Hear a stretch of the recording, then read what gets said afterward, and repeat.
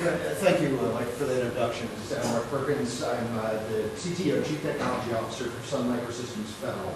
Our focus, although we are part of the overall Sun organization, is really on the federal market in the U.S. government and addressing their needs, addressing their problems, and helping them to address their business factors that they're going after, et cetera. This is going to be a lot different than what we've just had. Wonderful information, Peter, and Jonathan. It was fantastic. What I would like to talk to you about is what we can do to actually start achieving some of those goals that were laid out in the various conferences, et cetera. Now, part of a good continuous improvement program is you identify where you are now, you figure out where you want to be, you figure out how you're going to get there, and then you figure out a way to measure that and figure that out. These protocols, the various organizations that are out there, the governments working together in the world, I won't apologize for mine, but I won't slam them either. They're doing what they think's best. But we're working at that where do we want to be standpoint. What I'd like to talk to you about is IT professionals, what we can do. Because as much as the governments say, we need to do this, we need to do X, it's up to us in the environment, either as personal citizens or as IT professionals, to actually make it happen and to do what's necessary to work these things through. So that's where my talk will be going. As part of my duties as the CTO, I build solutions. I don't just talk product. I'm not a salesperson.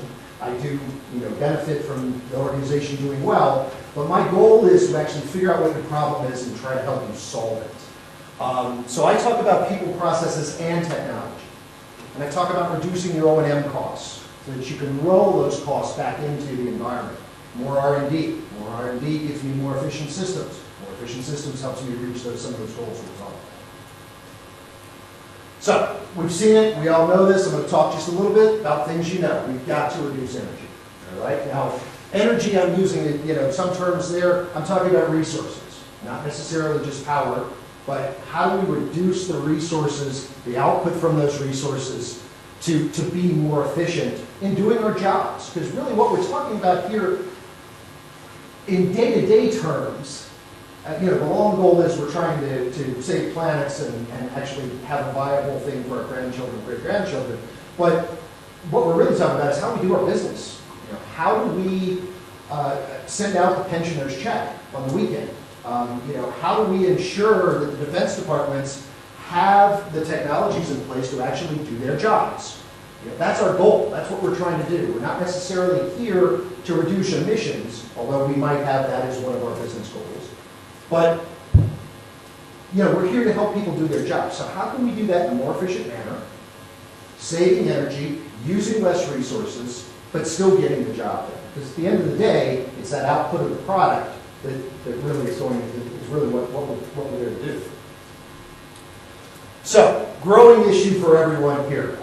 Many of these statistics you guys have seen before. I just want to give you a level set that these are the statistics that we're talking to our government clients about. About some of these issues. Data centers get 100 billion kilowatts of electricity, over $7.2 billion U.S. annually.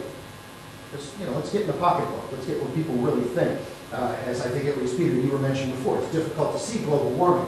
It's not difficult to see $7.2 billion. That makes sense to people. That makes sense on the CFO's bottom line. Power consumption, 2000 to 2005, doubled. Double again by 2010. We can't afford that, period.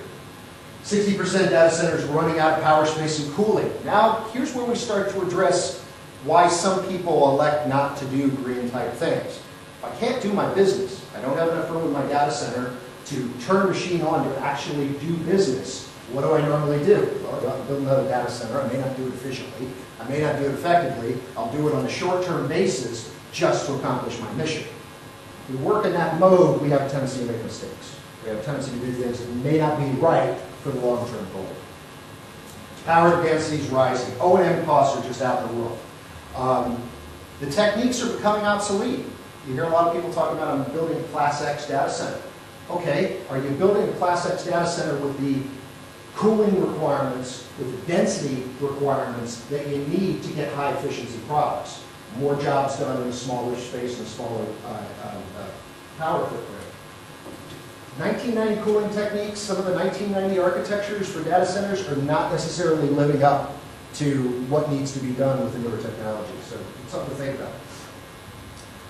Utility grids can't keep up. We've seen this. I understand you all have a fairly major problem with that, with most of your utility being in the south. A lot of people in the north, you start to lose some efficiencies there. Data centers can help with this. There's things we can do to help out. In addition to being a major user, there's ways that we can be more efficient in data center to actually be a better citizen. Just to give you a quick idea of some of the data center impact from Sun. 105 million kilowatts, 2006 data, 10,000 tons of CO2. Worldwide, 290 billion kilowatts, 20 million tons of CO2. Can't see global warming, but you can see what you're doing to the environment if you can put the statistics around it to talk about it. This is very important for our IT people. Once again, you can't see global warming, but if I'm spending more for power than I am for actually buying the physical equipment, now we've got a problem. Now we've got a change in the economic paradigm. We've got a change in how government's doing business. You know, it's no longer just going and asking for O&M funds to go buy a piece of hardware. I'm now going to have to argue higher in the food chain for how much power I'm going to use just to do this job. The O&M costs for actually buying the equipment are capped, depending on how you're doing it, are becoming less than those energy costs, and therefore I have to go argue those energy costs better. I don't, myself, if I had to go in and argue a CFO on energy costs, I could probably do it. There's a lot of IT professionals could argue equipment costs very, very effectively, but to go argue energy costs is going to be a different model. Some CFOs are not going to understand. So, keep working down into that data center. What do we do with the power server? This is kind of a normal idea of how people think. We generate power, we run it through UPS, and push it out to the data center. Okay? Should be fairly efficient. We get more efficient data center, more efficient actual physical equipment, we should be able to save energy. We should be able to reduce those costs. Nice idea, but we've got some problems here. This is a study we did on the Sun Broomfield data center, one of our major data centers in the US, in Colorado, my home area. May 2006, we took a look at what it actually takes to generate the power to run this data center. 1236 kilowatts coming out of the power company. We lose 3% in distribution. Sorry, we still ship this out in the old days and have a 110 in the wall, and so it's not most efficient. So, but still, we lose 3%, that's not too bad. Hits the Sun data center is 1200. We use air conditioning. We lose distribution in doing that air conditioning. Now we've lost another 40% off that. Power actually gets to the servers in the storage, 714. Oh, guess what? We lose in power supplies there too. There's another 107 kilowatts that we lost off that, 15%. Overall, we've only got 607 kilowatts available for the server, 49% of what we started with. So as much as we may want to look at this previous model and say, oh, it's just power going to a data center and everything's okay, that's all right, but we're losing a ton of energy. That's incredibly inefficient. If you brought me a server design that says it's only going to do half the work it was actually scheduled to do, I wouldn't buy it. I'll tell you, get out of my room and go do your research again, bring me another design, because it's not going to work. We need to work on this. It's more than just the server when you start looking at the data center. You're looking at power coming in, going through to the chiller, 33%. The humidification, the computer room air conditioning. IT equipment actually gets some, but you got PDUs, the UPS, the switchgear, the lighting, all of those eating up that electrical power you're bringing in, and all of those getting waste heat out that we've got to do something with right now. We pump it in the atmosphere and we say, oh well. But the whole point of this being there's more than just the IT equipment. If you just look at IT equipment and only get efficient in that area, you only get part of the area, maybe half, if you get lucky when you're looking at it. We'll talk just a little bit about some of the things. We've got some good ideas just to help us get through some of these first steps. How do we get started? How do we do things? We'll talk about those in a minute. So when we look at that IT equipment, what's actually getting done by the device? You can understand from this chart why people go and say, I'll fix my servers. That'll help. It will. 67%. That's a lot of help. We can do a lot of work with that. But if we went and did, say, the storage or the network, we've got a big chunk we can work on also. The whole point being this, that when you're looking at data center efficiencies, when you're trying to reduce those power usage, when you're trying to reduce the greenhouse gases, it's more than just a single focus. It's more than just a checkbox on a business objective, where you say, oh, I've got to reduce power, okay, I changed my server. Well, it's a great idea, but you could have done a lot more. You could have done more to help the environment. These are the things that Sun has been working on. These are the things that Sun has found as we've looked at our own data centers. And we'll talk about some of the experiences we've had in just a minute. But we've realized that just looking at the technology, just looking at physical pieces of equipment, server, storage, whichever, is not going to get us to the levels we need to reduce the power consumption. You've got to look at how you're doing things, how you're bringing the power in. Additionally, just as much as my government clients pressure me and say, we need you to do this to fulfill our business need, the IT departments need to be pressuring the power suppliers, etc., to do the same.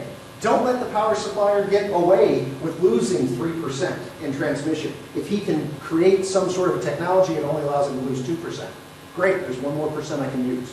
1 more percent that I can give back to the environment. 1 more percent worth of work I could possibly do in the long run. So, I was just starting on this. Computing's part of the problem, but it's also, there's things we can do to help out. We'll talk really about things we can do to reduce our costs for the next few slides. But other ways we can help out is by helping our governments do business better and reduce their own costs by measuring what it is we're outputting, how much it actually costs to get a unit of business work done. We can help throughout the organization to reduce power costs, etc., to take some of these goals laid out in the agreements and identify how we can measure those, because it's another big part of continuous improvement, knowing how you're going to get there, but also how you're going to know you've made it. What exactly are you going to use to measure what I've done?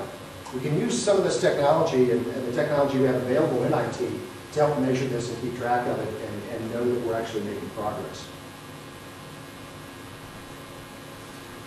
So what have we done at Sun to help identify internally? Because frankly, people could talk very big about, I'm going to go help you do something. That's fine. But if you're not doing it yourself, you're kind of being hypocritical. And you'll see a lot of people like that. I can help you save your energy costs. And you go look at their environment and what they're doing in their own environment, and they're incredibly inefficient. They're wasting more energy to quote-unquote help you save energy. And we can have offline discussions of some of the issues with things like hybrid cars and some of the other technologies that sound great on paper, but when you start looking at the way they're creating these, quote, energy-saving devices, they're burning up more energy than they're actually producing. It's not the most efficient way to do it. So what does Sun do to talk about their eco-responsibility? We have the products. We're out there innovating. We're out there creating new ways of doing things, new ways of running the environment, new ways to actually do the technology side of it. We're acting. We'll see in just a few minutes, we've taken a look at our data centers and said, this isn't right, we're wasting money. Once again, back to that money discussion. It wasn't necessarily about power, but it was about money. How do we save money? How do we do better, do more with less? So we're out there trying to create within our own organization environmentally conscious operations. Lead by example. Don't just tell somebody what to do, show them what you do. Give them, first off, if I was buying IT, I would ask the person to tell me where you've done it before. It's probably a common question everybody asks, all the vendors, etc. Where have you done this before? Well, saying I did it before with another company is good. That's a good thing. Saying I did it to myself. I drank my own Kool-Aid, is an expression we use on it. But I've done it to my own environment, and this is what we say. We have demonstratable, we have documentation to show. This is what we say. We're just an IT, we're an IT group too. We have a big computer groups. Not all of them are out there creating new technologies. A lot of them are out there running their business day to day. Your business. So I think it's very valid. Do it yourself. Transparency and open. Oh, good. Most of my sales guys are here. None of the sales guys are here, right, Ron? No. I'm going to tell you a lot of things today that we're doing at Sun that we suggest you do. If you don't like Sun or you don't buy Sun, that's okay. Take these technologies, take these ideas, and go do it with your own vendor. I don't care. If you can save power, we're all better off. If you can save power with me, fine. I have some other benefits to that. But I want you to go do some of these techniques that we're talking about, we're going to go over shortly, that we've done within Sun to save money. Do that. This isn't about a vendor speak. This isn't about go buy Sun. This is about how do we save the planet? How do we reduce these power footprints? How do we reduce the emissions to actually get something out of the world in the long run? So, open and transparent. I'm going to tell you what we did. Try it out with whoever you use as a vendor. One of the other models we use that everybody's an echo job at Sun. This is not just David Douglas, who is our senior vice president that actually runs the Echo group. He has a very, very small organization, 3 or 4 people. I'm part of his, everybody at Sun has an Echo job. When David got the call to come and talk at this conference, he couldn't make it. There was a lot of hands went up that said, hey, we can help out. We can talk Echo. You know, we know what we're doing at Sun. We can help. So every job's an Echo job. But it's beyond just ecology. It's not necessarily, in the long run, it's about saving the planet. In the long run, it's about doing the right thing for the environment. But in the short term, for next quarter's board meeting, it's about what we're going to do with the economics. How does this make business sense? And by making business sense, I mean, how am I going to be able to do my job if I have to do these things to reduce my power consumption? Because if I'm not doing my job, there's no reason for me to be here as a business. So I've got to actually be able to do my job while I'm doing this. So it's about Echo and economics. Same type things for each person. Innovate, transparent, consider the impact and share. Things that you talked about it earlier. Turning off your machines at lunch, turning off your monitors. I unplugged my Sunray. My Sunray uses 4 watts of power, but when I left my home office, I unplugged it. Doesn't sound like much, but there's 4 watts I'm not going to pay for while I'm 2 weeks overseas. Each of us need to do that and consider it. One of the problems I think we make, or at least that we don't necessarily consider when we start talking about this, is how are we going to measure not only what we're using, but therefore being able to measure what we're saving. And when we're thinking about what we're saving and what we're measuring, how do we translate that into something as a business that we can take to our financial group and get them to make sense and understand from the economic standpoint why this makes sense, why this is important. I think Jonathan, said it very clearly, and trust me, no offense taken with what he was saying, but a lot of times people don't make decisions 150 years out, which is very unfortunate, but true. Think about your own lives. Do you know what you're going to do in, say, 5 years? A lot of times people don't. But when you talk about what's going to happen next quarter when I go to the board meeting, oh, now I've got somebody's attention. Now I've got something they can deal with. So those little baby steps can't necessarily be addressed as an economic impact 40 years out. But if I can address an ecological impact 40 years out, if I can address an economic impact next quarter, now I've got people's attention and I can make some traction. I can start working. Instrument everything wherever possible. You need to know where you are before you can figure out where you're going and how you're going to get to that other end. I'll give you an example that many of you in IT asked a question out like, what's your average utilization on your servers in your data center? Anybody know? Okay, that's a normal answer. That's the way things normally go. You'll see some large. I'm sorry? It's huge. It's huge. I would be really pleased to hear that. Most utilization of those data centers is about 15%, which means machines sitting there doing nothing but sucking up power 85% of the time. That's not very efficient. It doesn't make a whole lot of sense. But if you don't measure it, you don't know. You don't know that I have improvements I can make. So we recommend you instrument as much as possible. Work with your local energy suppliers to offer rebates for energy efficiency. Now, in a few minutes, we'll talk about some of the things we've done with the Santa Clara data centers and the various data centers around the world. There were some major benefits we got out of that. We started off as an economics discussion with our group. We need to reduce our data center footprint. We need to get rid of properties that we're paying leases on, et cetera, and shrink these data centers down. Well, as we started doing that, we started realizing all of these cost savings and power savings, and we started talking then with the local energy groups and saying, we're saving a bunch of power here. This is really good. Can you guys help us out? So we made a deal with Pacific Gas and Electric. I say made a deal. They agreed, Pacific Gas and Electric, that if Sun saved all of the energy costs that they were talking about here, they would provide rebates to us. Now these rebates essentially allowed us, normally in most energy concerns, if the less you use, the more you pay, the more you use, the less you pay. What we ended up doing by doing all of these consolidations and reducing power footprints is the Pacific Gas and Electric Power Company now gives Sun the high-end price for using less energy. So we not only reduce our costs by reducing our footprint, reducing our O&M costs, but we reduced our electrical costs because now we're paying less per kilowatt hour even though we're using less. Now a lot of people look at that and go, what? It's counterintuitive.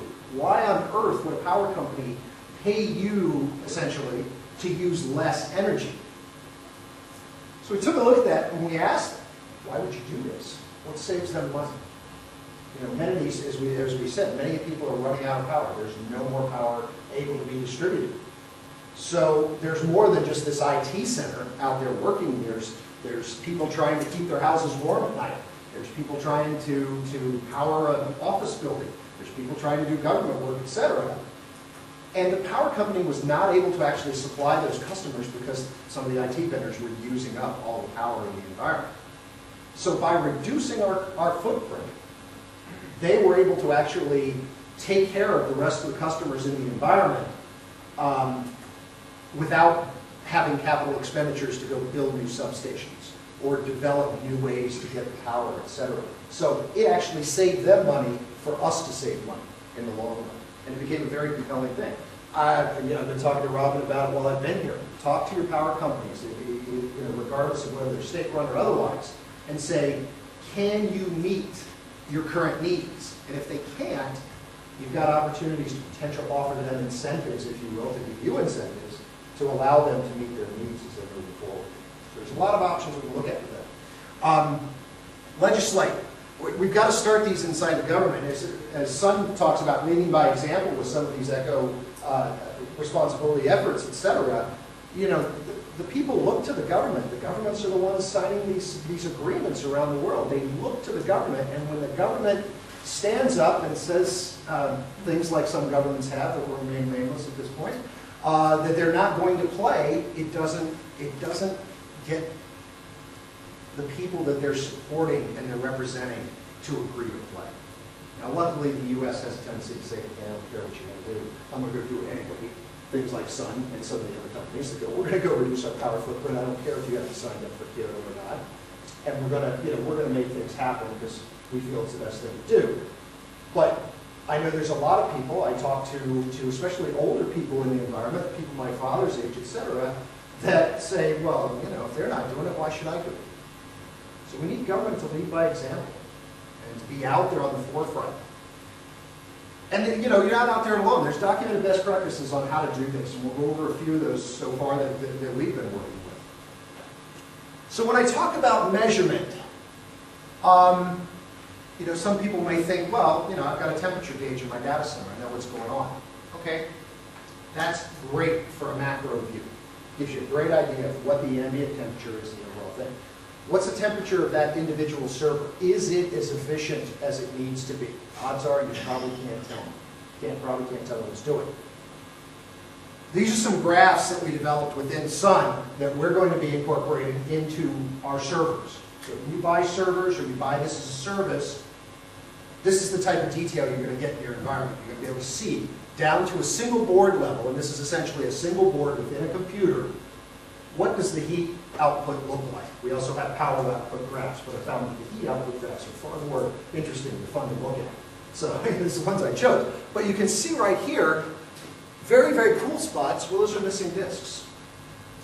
Those are disks that aren't running in some cases. You can also see, look, man, the closer I get to those hot CPUs, the warmer and warmer those disks go. Now, I looked at that and said, we've got a potential design flaw. We put a little heat sink in there. It could suck some of that power out, or some of that energy out, heat off, from those CPUs, I keep those disks cooler. If I keep those disks cooler, they're going to run longer. If they run longer, I'm going to replace them less. If I have to replace them less, I have to recycle less. You know, and it continues to build on itself. That I've got something, a tool now that I can use to actually make sense of my data center at a micro level, and then moving on at a macro level. So each one of those reports then can roll up and give you a data center view of what's going on across my all my racks in my data centers. Where do I have hot servers? Where do I have cool servers? Shows you a very interesting picture that when you cool from the bottom, your bottom servers are freezing and your top servers are burning up. Once again, we may need to rethink how we're cooling the environment in order to get more efficiencies, better use of the power, better use of the resources we're out there with.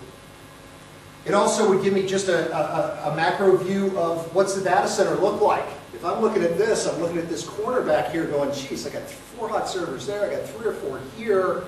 Maybe I've got a problem with the way I'm cooling my environment across the board, let alone in a single rack.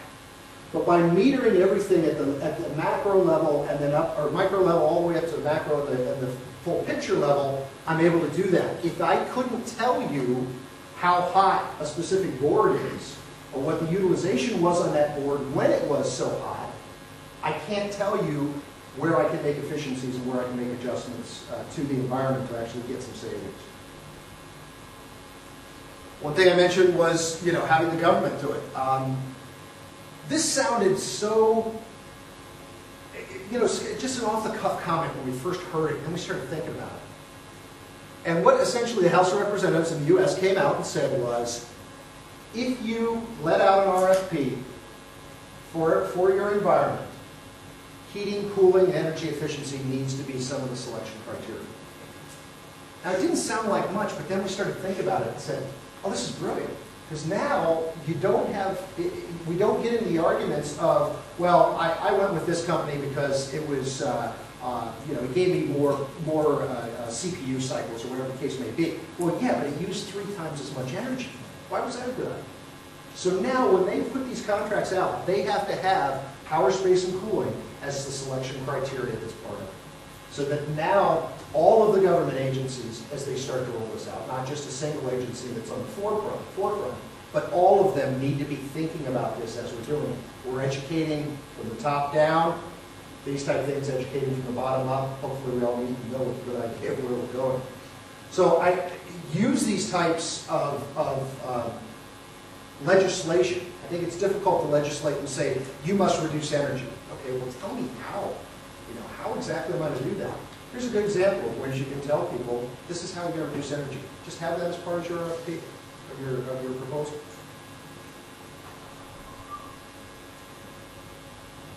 Just a quick product highlights, because they were one product I want to touch on, 2 actually, sorry, that were very influential when we built out and did some of the things that our data centers will talk about. One of those was the desktop. Now everybody has these.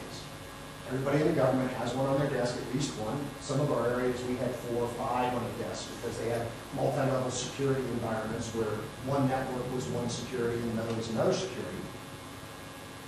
We brought in these sun rays and said, this is something that will help virtualize your desktop so that all of your security levels can be viewed on a single desktop. You're more efficient as an analyst in doing your job. Now, that was our original discussion when we walked in the door. But what we looked at after we did that, we said, gee whiz, that only uses 4 watts. How much does a regular PC use? 300 watts? Something like that, constantly. Even if you turn on power savings, you might get 14 hours of the day, or maybe 10 hours a day, where it's going to be burning up those 300 watts. This uses 4. I still unplug mine when I leave, but nonetheless, it still uses 4. Additionally, and it was completely unexpected, when we had clients that we took all these PCs out, we had 2 things happen when they walked in the door on Monday. First off, the room was freezing. Those 300 watts had been cranking out so much heat, and the air conditioning had to be set so low to keep the environment at a normal, say, 20 degrees, 25, whatever the case may be, that their rooms were absolutely ice cold, and they had to have maintenance come in and turn the heat up in the environment. Additionally, the rooms were deathly silent, because all those fans were, I mean, you can hear this little fan running on this projector. Now imagine a room full of those fans. So it's had a couple of things that actually improved the workforce above and beyond any of the power or the multi-level security or anything else. It was a more comfortable environment to be in, it was quieter, and they got more work done. So you've got to keep your eyes open. The point of this, you've got to keep your eyes open when you're trying to get these eco-friendly environments rolled out of what's going to get people's attention. Because trust me, I don't think the guy cared that he only had one screen. I think it was important to him that he was more efficient because he had one screen with all the security levels on his desk. It was probably more important to him that he was more comfortable in his office. It was quiet. He got more work done. He was more comfortable. He didn't have to wear a jacket to work or had to take his clothes off when he got to work because the room was so cold or hot either way. But those things mean more to a person on a daily basis than necessarily talking a Kyoto agreement or anything else. That's tangible. It's something to think about today. It's something that makes sense to them right now.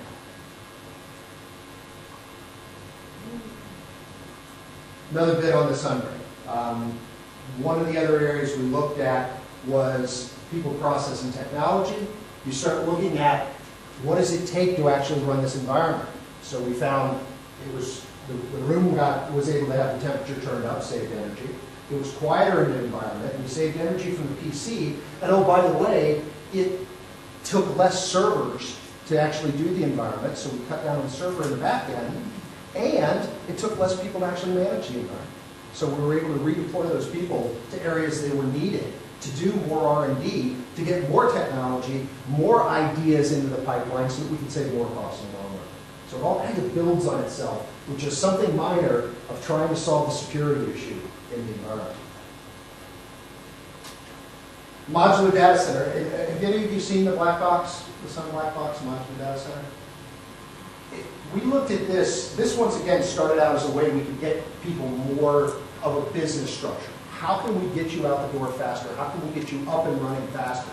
But what we found is when we did this, the density of the CPUs, the density of the environment, what it costs to actually cool the environment, etc., was far more efficient than an overall data center. Because you weren't cooling 20,000 square feet, you were cooling this little box. Far easy to do, but still you were getting just as much work done. The 5,000 CPUs, 2,000 cores, so 8,000 compute threads. Very high density in one single box. With storage in a box, so if it's just a storage thing, you can do this. When you're out of data center space, this is something that can be set up and run very, very quickly. So I want to give you an example just real quickly of one study we did, and this was actually a multi-level security study we did, to show some of the savings by doing a Sun Ray type deployment, a thin client, ultra thin client type deployment. So we assumed that we had redundant 25Ks. This in particular used an older operating system where they use very, very large machines. But that'll make sense in a minute. Every 10,000 users, you've got a new machine. The PC power is roughly 100 watts. Sun Ray 2, by the way, is a dual heading, so you've got two screens up on your desk. Used about 7.8 watts. Included the power of the server, included a cost of electricity, and talked about an overhead. We said, okay, we didn't do anything with our environment. We're still only getting about 50% of the total power available. We took a look at that and said, with 1,000 clients, you're going to save $178,000 a year. Okay, doesn't sound like a great deal, but it's still some savings right up front. And then we looked at, okay, what's a real install look like? 30,000 clients, that's probably about right. 4 E25Ks, a lot of iron, a lot of power, etc. 60,000 PCs removed.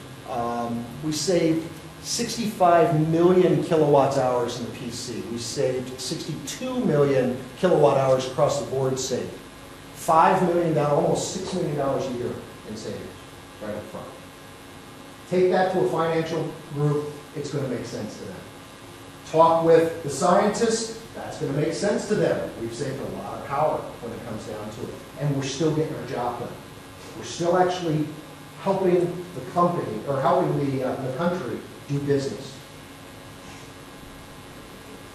So I've talked a couple of times about what we've done in our data centers. 70% utility reduction, 80% space compression and consolidation. We're using less heat, we're producing less heat, and we're using less energy. This is a European data center. Many of the discussions I've got into in talking with some of your colleagues here was, well, you know, we're not a big data center. That's okay. Wouldn't you like to save 70% by doing some of these techniques? Regardless of whether you're doing it on a small scale or a big scale, it's still 70%. It's still a lot of money. It's still a lot of that you're not spending. Power optimized 2 kilowatts to 9 kilowatts per cabinet. That's confusing to some people, but what we've been able to do is actually get more work done in a smaller environment. So instead of having 4.5 cabinets out there to do this and taking up 4.5 cabinets worth of space and the overhead associated with that, extra cables, extra resources needed to actually build the cabinets, etc., we've got that same amount of work in a smaller cabinet, smaller footprint on the environment, use some of the cooling techniques, and it's actually more efficient than if you had it spread out across multiple cabinets. Bay Area data center consolidation. 44 racks down to 2 racks. Now, you know, there's just nothing more I can say about that. You've saved 122 kilowatts down to 11 kilowatts. Those are significant changes. This is one data center in the U.S. How many data centers do you guys have? 1,000? 5,000? 2,000? I don't know. But you look at that, even if you only have one. Yeah, 18? Oh, 10, okay, right. But that's all right. Can you take 10 data centers? Would you save 80%? Would that make a lot of difference in your environment? Yeah. This is a lab. So now, this is a significant lab, by the way. I brought this slide up, and I looked at it, and I said, oh great, it's a lab example. And I looked at it, it's a 200,000 square foot lab. That's a lab and a half, man. That's the kind of labs you want to have. But realize some of these were in multiple locations. They were like, you know, multiple lab locations that all got drawn down into single locations, consolidated. But it's still, I want to show you that we've done it in Europe, we've done it in the US, we've done it in our lab environment. So it's not just an operational data center type thing. This is something you can do with your developers in the back office and shrink things down. But 550 racks down to 65 racks. 2.2 megawatts down to 500 kilowatts. Now, that's going to make sense not only to the financial guys, but to the scientists. That's something they can look at and go, good, you guys have done something worthwhile. Another Bay Area consolidation. This one we did in a couple of steps. We started off by consolidating the data center and just shrinking down what we're actually using there, getting rid of old stuff that we didn't need. And then after that, we started looking at data center efficiencies. So this isn't just about, let's bring in all the brand new stuff and buy the brand new kit, et cetera, and put it on a data center floor. This is saying, I'm going to take what I have now, I'm going to shrink that down to where it's manageable. Then after I've done that, then I'm going to look at how can I reduce even further from where I am. So back to my original thing about being open, this is not something where I'm saying you need to go buy the newest. That's unnecessary. When we did this consolidation, we took what we've got on the floor and we just brought it down to a manageable area. Took those servers that are running at 5% and ran them to where they're at 20% or 25%, but brought them down to a level that's actually providing enough work and a work to power ratio that's far more acceptable in the environment. So, good. Where to start? Where can we get going on this? How can we move forward? One thing we do, and I think it harkens back to some of the comments that have been made sooner, and how we do things, etc. Anybody familiar with Abraham Maslow and the study he's done on needs? And that your base level needs is I need my heat, I need my cooling, I need my food, etc. Well, data centers have the same idea. I need operational needs. I need to actually do my work, but I don't have any power, I don't have any cooling, I don't have any space. I can't do my job. Well, until we can help companies actually do their jobs, or governments do their jobs, I can't talk with them about reducing the carbon footprint. It makes no sense to them because they can't actually do what they're supposed to be doing. With Maslow's theory, it's counter to just the nature of the humans. I've got to actually be able to heat my environment and keep my house warm before I can think about how am I going to save the earth. And then as we move up, as we have enough power and cooling to do our jobs, then we can talk about reducing the power bills. Then we can talk about reducing the carbon footprints, etc. But we've actually got to bring people to a comfort level that allows them to want to do these and permits them from a psychological standpoint to actually want to do these things going forward. Lessons learned, we did. Do something. You know, this is something I tell my clients often. Do something. Put power controls on your PCs so that they cycle down when they're idle. Put screensavers on. Buy an EchoStar certified, or whatever over here it would be, certified screen so that it actually conserves power and uses less in the overall. But do something. We know what the end game looks like. We know what the goal is out there. Right now we need to be looking on those little steps of what we can do to get to that goal. So you need to do something. The scientists have done a grand job at laying out what the overall plan is. What we need to do now is start taking steps to execute on that plan. Save in 30 days. All right. Most of our data centers are absolute ice boxes. You've all been in. You have to wear a coat. It's loud, it's noisy, and it's cold. So unless part of our business plan is to sell parkas, we don't need our data center that cold. So we've got some studies coming out of the US that say 25 degrees Celsius is fine for that data center. The equipment is all going to be cooled through other means. You don't need to have your data center ice cold just because the environment in there needs to be cool to be more efficient. So turn it up a few degrees. We talked to a group the other day. They were already running at about, I think they said 22. Okay, that's good. They can cut 3 more degrees up. May not make a huge amount of difference, but it's better than not doing anything at all. Turn off unused machines. We found that 8 to 10% of the machines aren't used. Nothing going on them. They were out there for a study. The study's over. Nobody's bothered to walk in and just turn it off. So take a look at that. See what you can do. Identify and fix any of the flow problems. The chart I had up there showing how the data center in one area is a little bit hotter than the other. Get in there and look at those, fix those airflows so that we're actually using the cooling that we're bringing in far more efficiently.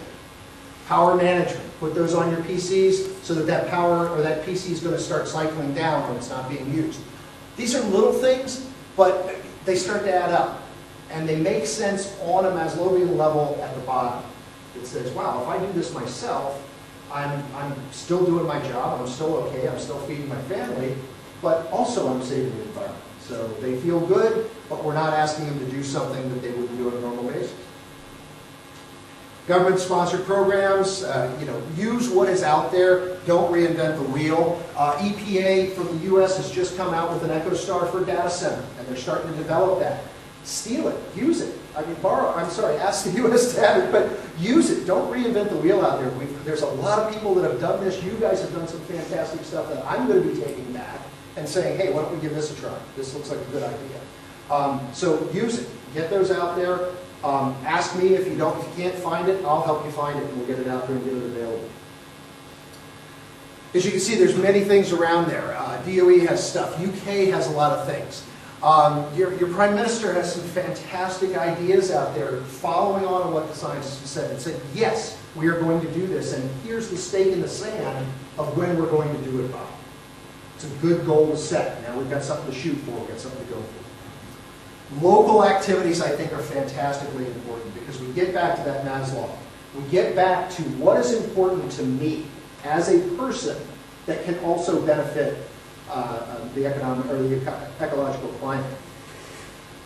Personal example, read this in the paper, it's actually from New Zealand. Global warming will cause a problem in beer production. I have a problem with global warming. If I didn't have before, I do now. This hits home to me. This makes sense to me. If I wasn't already out there doing these types of things, this would get me doing it. You've hit me down at that very, very operational base level, and now I want to help. Find that base level with your clients. If you're running a data center for an organization, what is their pain? What is going to be of high interest to them? We work with a lot of corporations, so I talk a lot of finance type things, because I know they hold the purse strings. But if that's not what it is with your organization, if it's a security type thing, talk security. Even though it's a security pitch, you're going to be saving energy costs in the process. Other ways to change. Now, you mentioned, Peter, that it's difficult to see global warming. I love this truck. Average corporate data center uses 2 tons of coal an hour. We brought out a truck full of 2 tons of coal. That made sense to people. They looked at it, they went, oh, God, the tire's bigger than this guy. This is a lot of energy. This is a lot of resources that I use per hour in my data center. So I may not be able to see global warming. That big truck sitting in the parking lot makes sense to people. And I've grabbed them again. Financial management using that IDLE framework. It's a very, very good framework to be able to take IT into a financial model and talk to the CFOs about it and get them to make sense of it.